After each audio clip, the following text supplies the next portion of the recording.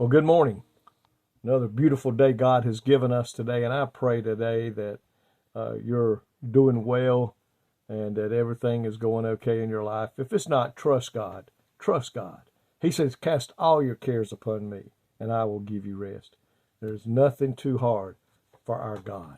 The Bible says with Jesus Christ, with God, all things are possible today. So take what you have need today and give it to God and let him handle it. And he will. He'll do that. I want to look in the book of Psalms today, chapter 52, verse 2, 3, and 4. Chapter 52, verse 2, 3, and 4. Talks about this right here, the tongue, that the Bible says no man can tame. But listen what it says here in the book of Psalms. Your tongue devises destruction, like a sharp razor working deceitfully. You love evil more than good, lying rather than speaking righteousness.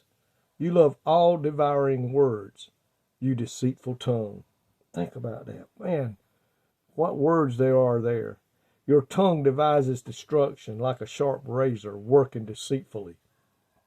And our tongue can do that, just like it says, you love evil more than good. And, look at what it says in chapter 55, verse 21. It said, the words of his mouth were smoother than butter, but war was in his heart. His words were softer than oil, yet they were drawn swords.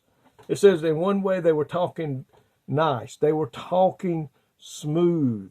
They were talking probably in a positive manner, but at the same time they were devising ways to do harm. It says in chapter 64 in the book of Psalms, chapter 3 and 4, it says, who sharpen their tongue like a sword and bend their bows to shoot their arrows, bitter words, that they may shoot in secret at the blameless. Suddenly they shoot at him and do not fear. Folks, our words can do damage. We can kill a person's reputation with the words that we speak. And it's like they said there, they sharpened their tongue as a sword and bent their bows to shoot arrows. Folks, once you let go of that arrow, it's going to hit the target that you sent it to. And once it leaves, you can't change the direction in which it is going. It is going to where you aimed it. And that's the way we must learn. Folks, be careful what we say. Even with those who make us mad, those who take advantage of us, those who talk bad about us. Don't get drugged down into their game. We need to be positive with our words. We need to be constructive with our words. Not destructive, but constructive. We need to encourage, not tear down. And my dad always said, if you don't have something good to say, don't say anything at all. Folks, we need to preach the love of God. We need to talk about what God can do for us and what God can do for them. And if they want to get into an argument with words, walk away from it. I remember one day me and a gentleman at work were talking about the good services that they had at their church and what we had at our church. And somebody in the presence, not in the conversation, heard us and made a comment that and the way he made the comment, he wanted to argue with us about the Word of God. And my buddy looked at me and he said, let's walk. And I agreed. We're not going to argue the Word with anybody. If you want to discuss it, we'll talk about it. But I'm not going to get into an argument of what thus saith the word of the Lord. Because you know what will happen? If we're not careful, we'll get mad. Then we'll say something that we wish we had not said.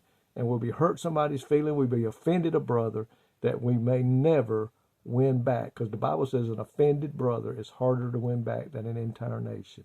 Think about that before you speak in anger. Think about that before you speak something in haste. Because you know what? We may say something and drive a person away, and nobody will ever be able to reach them for God.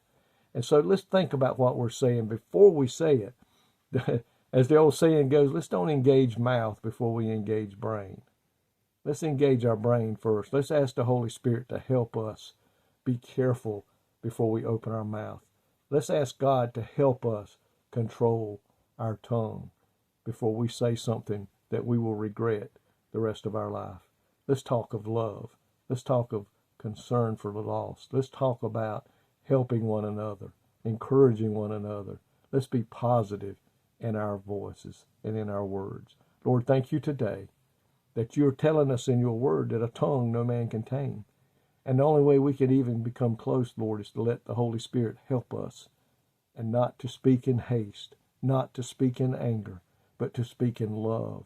God, help us today to do the right thing with our words and not do the wrong thing.